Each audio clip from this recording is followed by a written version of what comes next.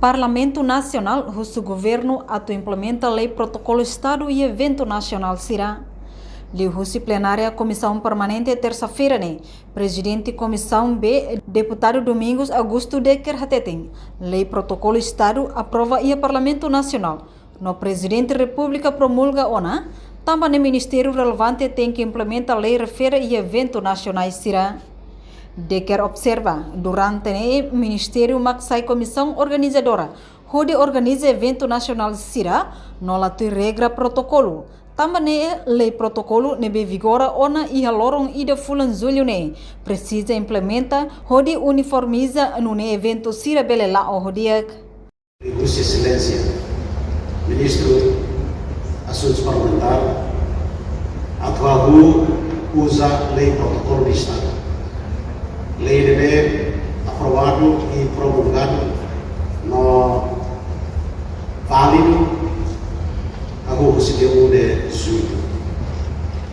O seu governante será atu orienta forma protocolo será o seu ministério todo lei para ver compreender precisa será organizar eventos será.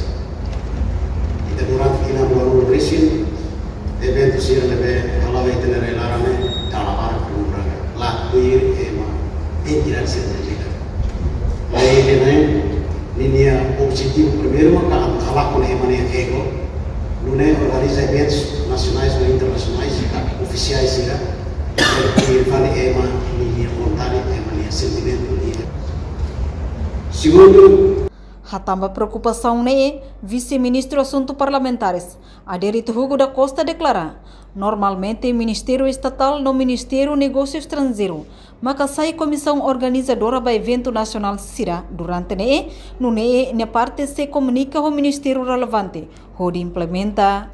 Portanto, a lei presidência no protocolo Estado, Parlamento Nacional no Governo discute onde retang aprovação lei refere, no promulga ona husi Estado, onde hadia sistema protocolar e evento importante será, tanto e nacional no município será. Reportagem Melda Fátima, Televisão Timor Post.